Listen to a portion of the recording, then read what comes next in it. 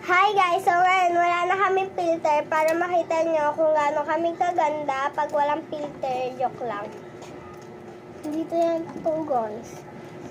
Mas sinungaling siya guys. Diba sabi niya sa part 2 is bibigyan niya kayo ng ganito.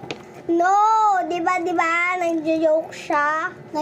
Sinungaling din siya guys. Nagjo-joke. Kasi diba sabi niya nung wala kaming filter maganda. Diba ang pangit guys? Guys, mas sinungaling siya guys kasi nga maganda kami pag walang filter. Pangit talaga, te.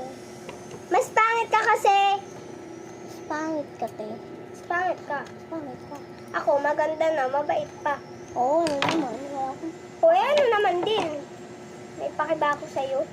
Wala, oo. Ba't pa sinasabi may paki ako sa'yo? Wala. Sinabi ko, wala kang pake. Mas wala akong paki sa'yo no. So ayan na guys. Sinong mas cute guys? Melody or Kurumi? Kurumi, guys. Mas maganda guys yung Melody kasi pag Kurumi ang ugly niya. Ang dami-dami pang kailangan. Kaya ang mas maganda ang Melody. Kasi nga, Kurumi na para siyang si Bini Aya guys. So, mag-start na tayo sa paggupit ng mga accessories niya. Let's go! Let's go tomorrow. Tomorrow! Bukas pa yun, huy. Let's go sa buwan. So, ito yung lalagyanan niya. Nagpa-print kami. Tapos yung pinagprintan namin, short yung paper nila. Kaya, ayan. Short. Naging short tuloy yung lalagyanan nitong mga accessories ko. Kaya hindi ko na siya isasama.